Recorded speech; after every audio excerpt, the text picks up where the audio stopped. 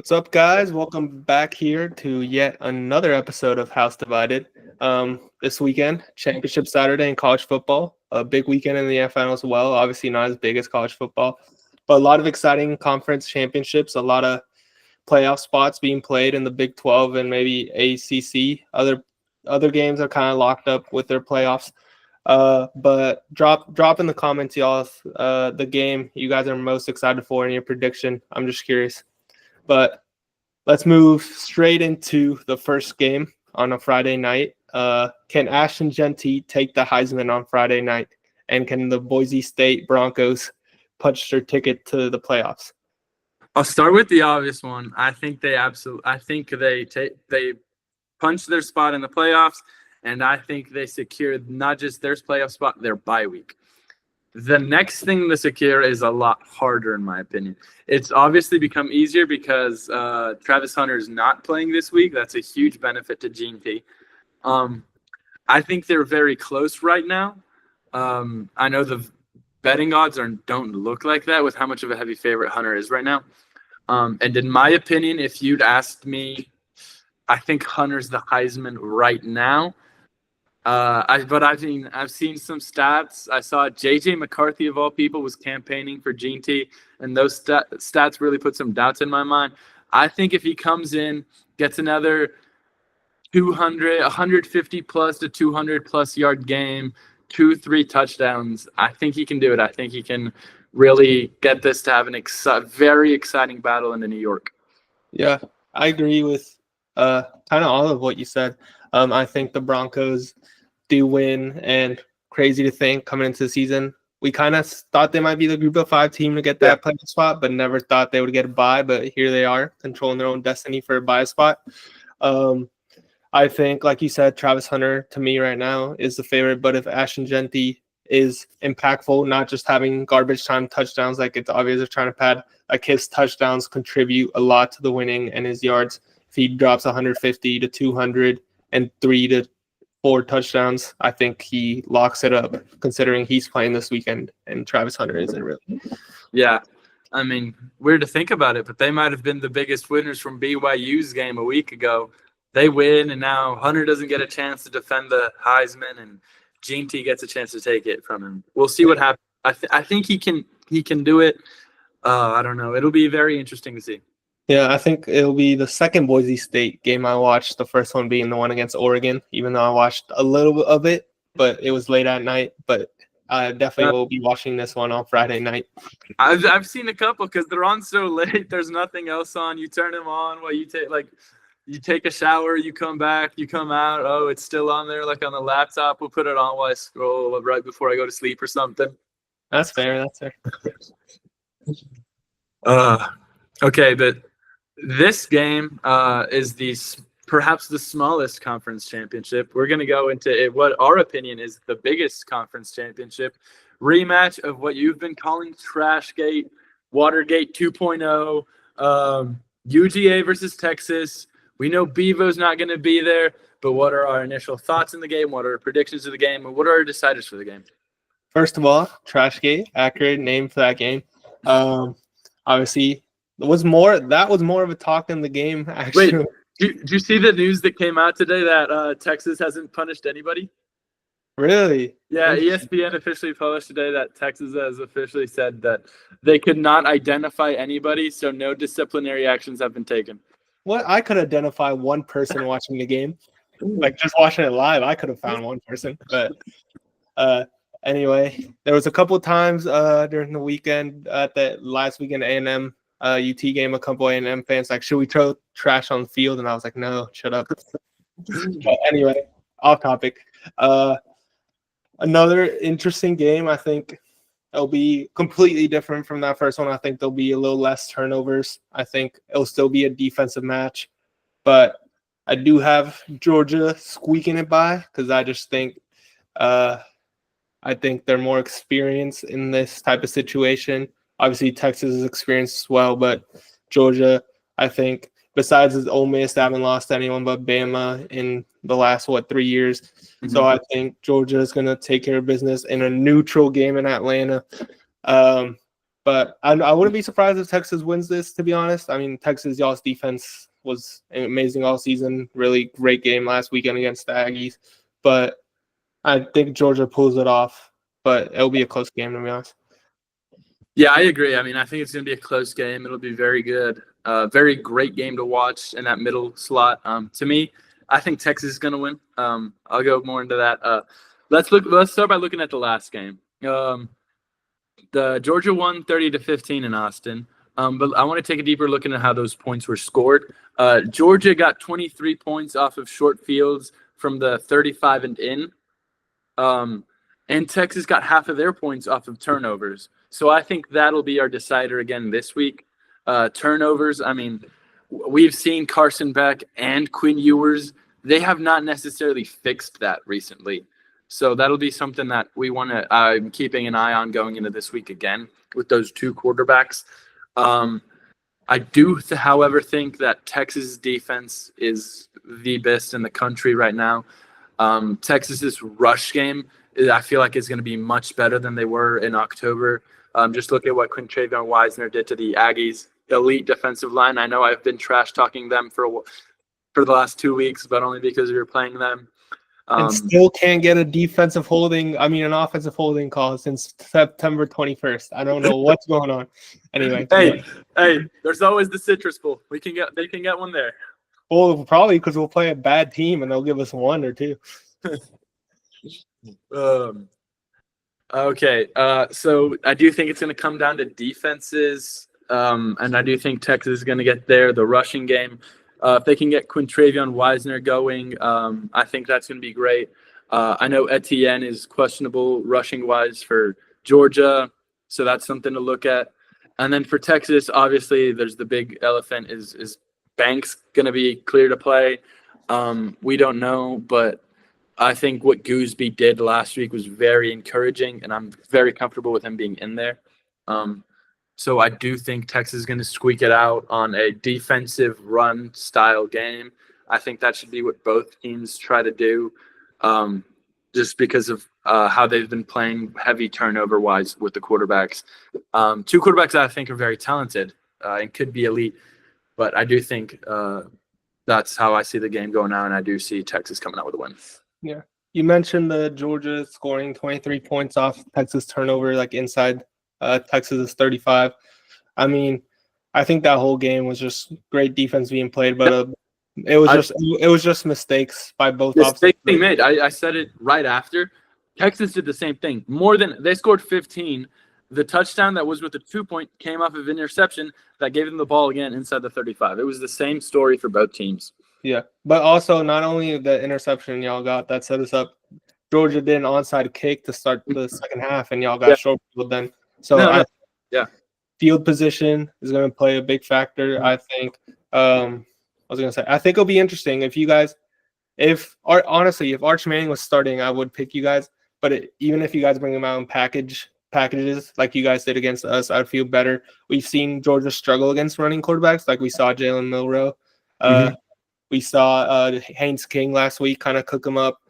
I think Arch Manning gives y'all a better chance. I would start him, but if you guys bring him in packages and maybe switch to him more consistently, I think I would pick you guys. But since as of now it's I just don't trust Quinn. Quinn was trying to give us the win, and but it'll be a close game. Like I wouldn't be surprised if you guys won, but I would pick Georgia. I mean, I think Arch is the prince that was promised, member of the royal family of football, and I love him, and I think he's going to win the Heisman and the Natty for us. But this is Quinn's team. This is Quinn's year. I know he's been having a bit of a rough year because of the injuries, and I think they've lingered on him. But I do think he's going to play well this game. I don't think he's going to have the greatest game. I think he's going to have a solid game, and I do trust him to win us this game. Okay, that's fair. Going from a newcomer in the SEC to a newcomer in the Big Ten, Oregon is still unbeaten. Will they go unbeaten and win their championship in their first season in the Big Ten? Well, I'm going to say it's simply yes. But how crazy would it be that the so-called incredible Big Ten and the so-called incredible SEC that no one can compete in, and two newcomers win them both? That would be crazy to talk about, and we're looking at that as a really realistic possibility. I do think Oregon wins. I think they're superior in almost every way. They've won the big game, something which Penn State hasn't done. Penn State's there because of somebody else's mistake. So that'll be that. I mean, they are playing closer to home. It's obviously traveling that far can hurt a team. So I don't know how much. I don't think it'll be that big of a deal for Oregon though. So I do think Oregon wins it handedly. Yeah, I agree. I think Oregon takes care of business. They've looked good all season, bar that Wisconsin game and maybe the first 2 games of the season. But Boise State's a really good team, so you can't even fault them for that one. Maybe the Idaho one, but they've been more tested than to me than Penn State. They took care of their tests in Ohio State, and they took care of Boise State. And Penn State's really just played Ohio State at home and couldn't take care of business. Yeah, Penn State's only there because somehow Ohio State lost to Michigan. But yeah, I'm gonna pick the Ducks to win in a comfortable fashion, not like an insane blowout, but like maybe a 2-score game. Yeah, I think so too. I do think I don't know if 2 scores. I do think it is in around that 10-point range though, for the Ducks to win it. And earlier I would have said, I mean, because of how the 1 seed set up, they could play the better team, and it's not my favorite seed to have. It's the 5th seed, and it looked like for the longest time like it would be the Big Ten loser getting that 5 seed. But now it's going to be Notre Dame, so it's no longer a win to lose the Big Ten championship. So I do think there's going to be more of a fight there. You don't think if Oregon loses, they get that 5 seed?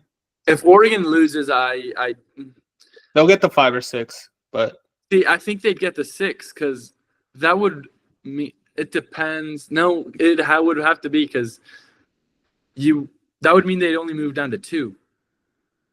They would only move behind Texas. Yeah, I guess. Yeah, you're right. Yeah. So I think they do more. I think they move him down to 4, which would give him the 6 seed. Okay. I was just curious. Yet another newcomer, the Sun Devils in the Big 12. Will the Sun Devils keep rolling and secure their playoff spot? I think so. They have a lot more momentum than Iowa State right now. So I think they're going to keep that going. I really like the culture, the energy to that team. And they're playing very well. I like their rushing game. I like their passing game is really good right now too. And I do think Iowa State's been playing rougher football. So I do think I'm taking 3 newcomers so far on our list. There's more to come with the newcomers. We'll talk about that in a second. I guess it's the year of the newcomers. I'm going to pick the Sun Devils as well. Like you said, they're rolling that momentum. Their coach is passionate, and you can see it throughout the team that his passion is coming through to their players. And Iowa State's a good team, don't get me wrong, but Rocco Beck deals the ball very well. They have a good passing attack, but I just think the Sun Devils are rolling, and I think they'll punch their ticket to that 12th seed. I think so too, absolutely, in my opinion. Obviously would not – this might be this or Clemson's game, I think, are the most split games. Oh, God, there's so many. Texas. UGA, There's a bunch of 2-point spreads out there. Yeah, I mean, Texas is a 2.5. I think this is 2.5 as well, I believe. There's a 2. Last time I checked, Arizona State was favored by 2. But yeah, I think it's 2. SMU is 2.5. Yeah. And it depends on the sports book, too. There's some that probably have it 2, 2.5. There's some that have it probably 3. But, yeah, I'm going to pick the Sun Devils. I like that team, not just because they're a party school and they have somewhat attractive girls. I just think they're a good football team, and they'll get it done. My favorite scene from Ted, not my favorite, but when they're in the car and he's like, "Why do you have a bag from Arizona State?" Because that's where I went, and he's like, "I need a new lawyer." Yeah. She was a little pothead too, but anyway. You mentioned this team earlier, SMU, another newcomer in the title game. But the story here is obviously SMU, can the newcomers win the conference, but also can Clemson make it back to the playoffs after being gone for a little bit and people saying Dabo doesn't have it anymore and all those things he's getting in the comments. I love SMU this year. I love the way they play. They've earned this spot. I think if they lose this game, they should still be in the playoffs. And I'm thinking they lose. I know I'm probably in the minority here. I like Clemson. I like Klubnik. I like that defense. I'm going with the Tigers. I'm going with Dabo. Yeah. I mean, I don't think you're in the minority. I actually agree with you. Okay. I think Clemson is going to win. Maybe the ACC is going to do a little rig job and hope both teams can make it, But I'm kidding. But I do think Clemson is better. They're a little more tested than as SMU. And I think Cade will be the difference. I do like Kevin Jennings for SMU. But I think Cade, if he plays like he did in the middle of the season, Heisman caliber, I think Cade can put this team forward. And I think Clemson does take care of business. And I do think if SMU loses, they should be in. But it'll be interesting what the community does because they love to put Bama in.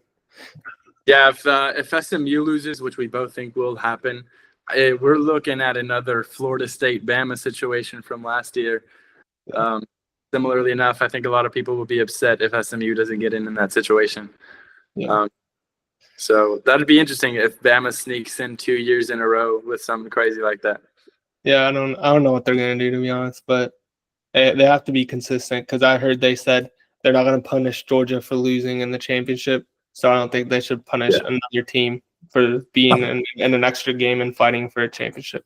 I saw that too, but then I also saw an interview saying they would have to consider, if SMU loses, they would have to consider Bama.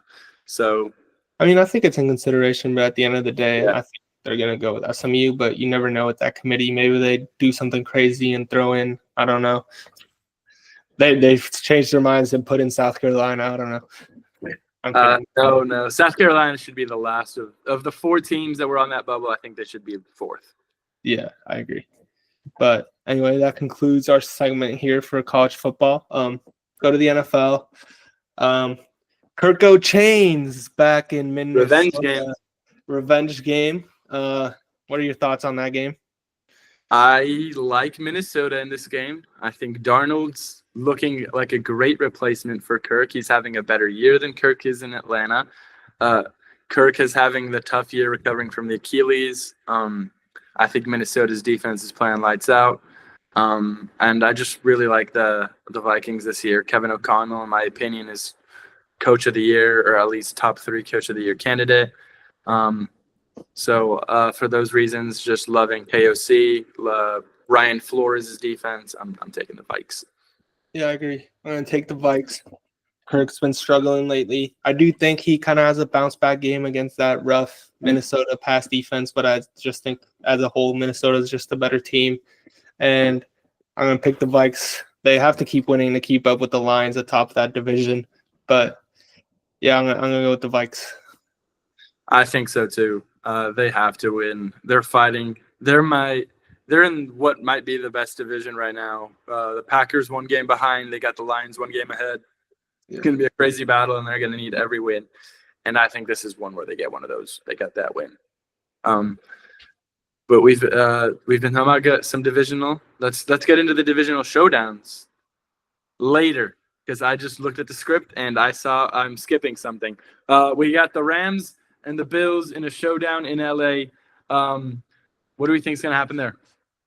I think it'll be a good game. I think both teams have been rolling. The Rams pass attack is back. The Bills and Josh Allen are back. Well, they're not back. They've been here the last couple of years, but they're showing they're probably top 3 team in the league.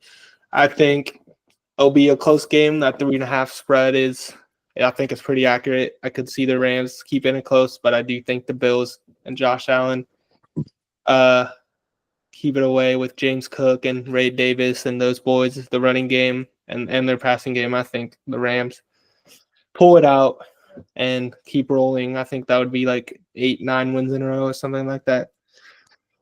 Yeah, I think so too. I think the Bills get it going. I do think the Rams are a great team, or not a great team this year, but they've got Sean McVay, Puka Nacua, Cooper Kupp.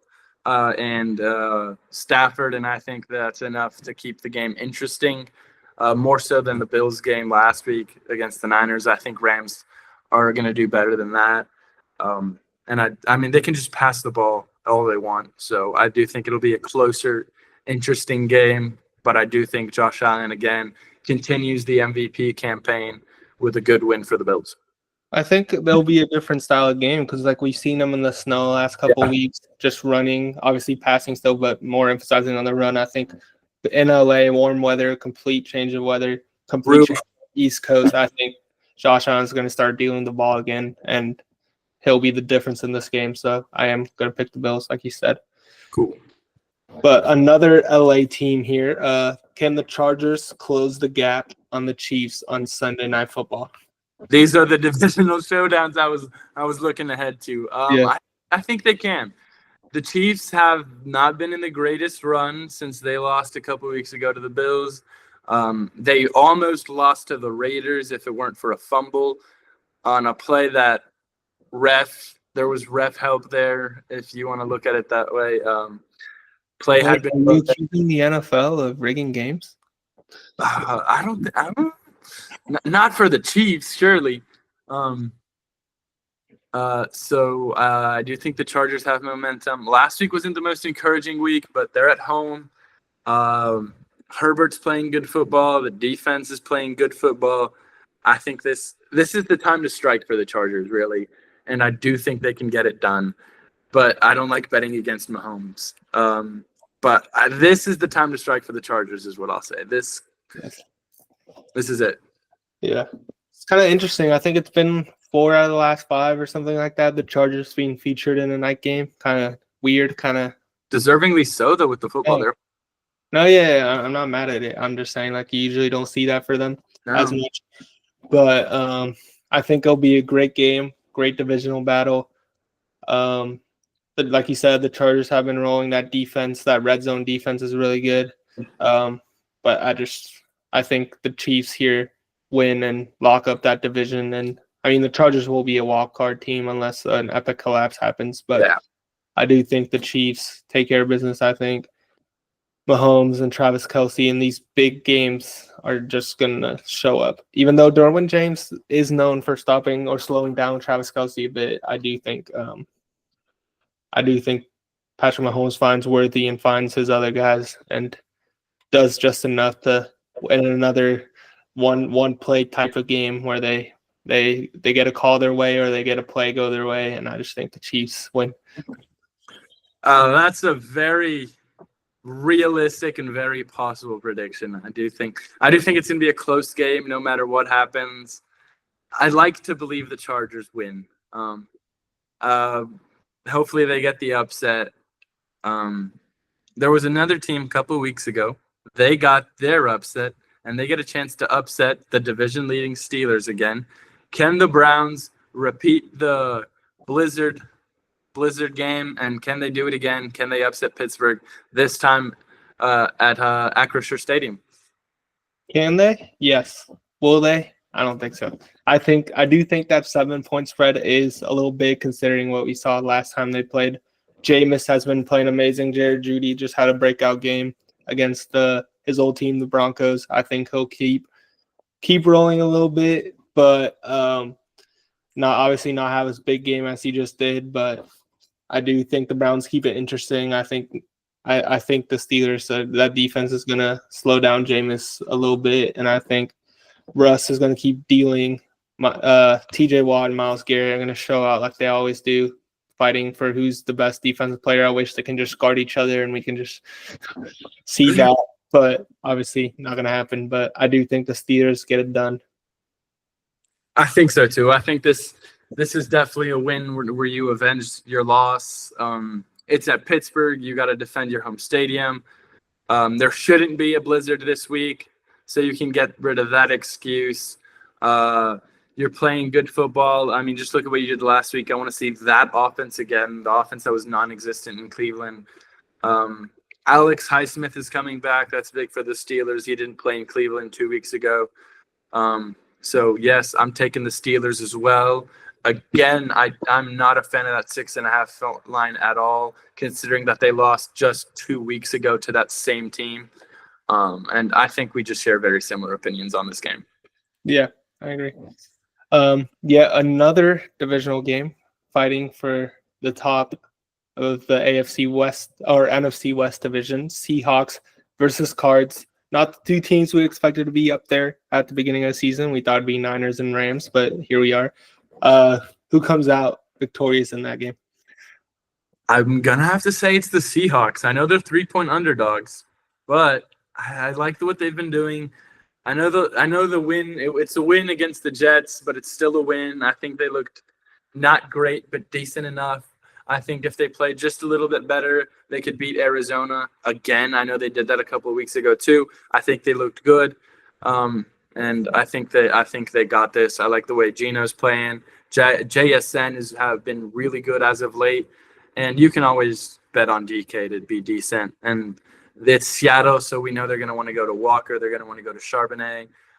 That defense hasn't been great this year, but I still like them. They have my boy Byron Murphy.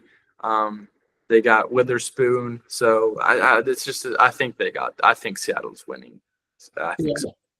I agree with you as well. We talked about a couple weeks ago how the Cardinals were rolling, but now they've been rolling in the wrong direction since we talked about a bunch of L's being picked up, one being to the Seahawks team. Kyler has not played good since then. Marvin Harrison has been rather quiet. Trey McBride has picked it up a little bit, especially last week. But I think, like you said, the Seahawks, Geno having more weapons, better running game. I like the Seattle. I like Will McDonald and how he's coaching that Seattle defense. I just think Seattle's going to win this game and sit up atop the NFC West by themselves. Yeah, I agree. So looks like we've agreed on this one. And that wraps up the divisional showdowns I was so excited to get to. Let's get to our headlines, best bets, and our fantasy explosion players for the week. Okay. Let's start with my headlines. I got the Broncos secure the bye. Like I said, I think Boise State's going to win. I think they'll get that bye spot depending, or if Clemson wins, they'll get that third seed for conference champions. So I think they take care of that. And then my second headline for the NFL, I got Dolphins fly over the Jets. Man, bro, I don't even know what to say about the Jets. I don't even want to talk about them. They're pretty bad. Started off hot against the Seahawks. Thought, oh, this team's good. And then the Seahawks fumbled a bunch of special teams plays, and nope, they still lost. So I'm going to think the Dolphins continue to roll after that tough Thursday night game against Green Bay in the snow, back at home, warm weather. I think they take care of the Jets. All right. For my first headline, I have the Aggies. Wait, what? Wait, the Aggies. Where are the Aggies this week? Damn it. No, serious. We're going in the portal. Texas A&M in the portal. I got Texas takes the SEC in year one. I think they win against Georgia. We discussed it earlier. I think it's going to be a close game, but this is our headlines. We go bold here, and I'm taking Texas. Bevo goes wild. Sadly, Bevo's not going to be there. He'll be going wild in Austin. But my other headline is we got Mayonnaise Mania in Nashville. I got Will Levis leading the boys to a win past the Jaguars. Of course, it's against Mac Jones, but I do think Tennessee wins in Music City. Oh, I should have done Mayonnaise Mania in Music City. That would have been better. It's Mayonnaise Mania in Music City now. Okay. Those are my headlines for the week. All right, perfect. I go straight into my fantasy explosion players. I got Chase Brown, 17.1 points. The Cowboys allow 25 points per game in running backs, and we've seen a lot of increased touches and chances. I think he gets in the end zone 1 to 2 times through the air, through the pass, and I just think he has a big game. Then I go with Saquon Barkley, 19.7, arguably the MVP of the league. The Panthers allow 30 points per game to running backs, and I think he'll get 2 touchdowns. He's statting for his MVP as he should be. He's chasing the record, and he's going against a terrible defense to really put more flags in his little MVP case. And then I got Drake London, 15.1 points. The Vikings, second worst pass defense. Kirk revenge game, underdog spread. They'll be throwing a lot because they'll be playing for behind. And I think he'll find his number one guy quite a bit. I think Drake London goes over that. Is Saquon allowed to be played for this? This is RB1. This Yeah, is dude, it's player fantasy one. explosion. It's 5+ players. Bro, he hit 46 points 2 weeks ago. Yeah, but he's projected Saquon's got to be on like plus 19.7. I think 15. he's gonna get 25, bro. Saquon's got to be like plus 15. No, he doesn't. Yes. Say what you Wolves guys. are- You guys say in the comments. Should Saquon be plus 15? No, I don't set the projections. His projection could be 27, and I would still take it. The Panthers' rush defense are awful. Well, that's what I thought last week, and everyone that I picked from Tampa let me down. Okay, my first fantasy explosion player is the mayonnaise mania man, Will Levis. He's projected at 15.7 points this week. Jags are 32nd against QBs. I'm expecting Will Levis to have a good game. He's been not terrible as he has been recently. He's hit 3 of his last 4 plus 5s, and the other one he still hit more than projected, so you'd be comfortable playing him in a regular way. Then I have Jordan Addison. He's projected 10.87 points. Atlanta is 28th against the wide receivers. I like Terrell and some of their safeties, so I expect them to hang with Jefferson, and I could see a lot of stuff opening up for Addison on the other side, and I could see Darnold looking his way, and I do think he hits that plus 5. And then I'm going with the guy that's better than Saquon. That's where the Giants decided to replace Saquon with this man, Tyrone Tracy, projected 10.3 points. The Saints are 25th against the run. And they're obviously playing with Drew Lock again this week. And I do think they turn to Tyrone Tracy a couple of times this week. And I do think he can get above that 10.3 again. All right, I like those. Moving in straight to our best bets. Again, not really a lot of research provided by me this time. That has not worked. I'm trying this gut feeling. Did a little bit better. Obviously not what I want to be, but I really feel a lot of these. We talked about earlier. I like Boise State -4. I think they'll win. They cover that on the road versus UNLV already, where they won by 5. I think Genty has a big game. I think they'll win by 7 to 10. Then I got Arizona State -2. I think they'll win, so I don't mind putting that -2. Got Oregon -3.5. Yeah, I think they'll win. Like we said, that's 7 to 10 range. I think they'll take care of business. I think Oregon's just better than Penn State, and Penn State can win big games. I got Georgia money line. Get that plus money. I think if they do win that, I should get 2 points for wins because it's plus money, but that's just me. But I am going to pick Georgia by the reasons I mentioned earlier. I got Clemson and SMU over 55.5. 2 high-powered offense. Obviously, Clemson's defense is very good, but I just think it'll be an air attack from both teams, and I think they'll put up points. And then lastly, I didn't like a lot of the NFL spreads, so I decided to go with my team, the Cowboys, plus 5.5. I am a little scared because we get cooked up by everyone on defense, and the Bengals offense is something else, but the Bengals also get cooked up by everyone on defense. So I think, I don't know if we win, but we'll keep it interesting. The Bengals don't really blow out teams. They either win close ones or lose close ones. So I'm going to go Cowboys plus 5.5. I mean, no, the quarterbacks who diced them up are Russell Wilson, Lamar Jackson twice, Justin Herbert. It hasn't exactly been Cooper Rushes. Hey, Cooper Rush has been rolling. He's been playing decent. He hasn't been that bad. Hey, we won 2 in a row. For my first bet, I'm just going to say I'm going to double down with him. I'm going to agree. Lock of the week, Boise State -4. I really like that one as well. He's explained some reasons. We already saw them do it against UNLV, and I think they can do it again. I think they're a better team now. We talked about it earlier. We kind of expect Gene T to have a good game so he can cement that Heisman, and obviously the bye week for the Broncos. My next bet is the Texas money line. I do think Texas is going to win this game. I've mentioned it a couple times. We mentioned it during the segment. I mentioned it during my headlines.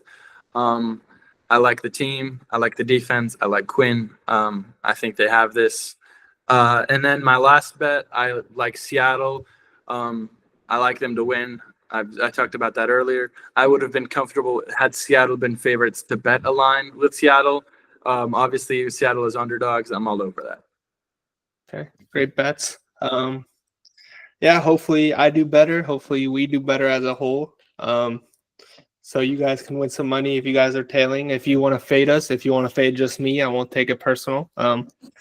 I have not been good probably these last 5 weeks. I started off good, but then went off. But hopefully this is the turnaround. But anyway, thanks for watching.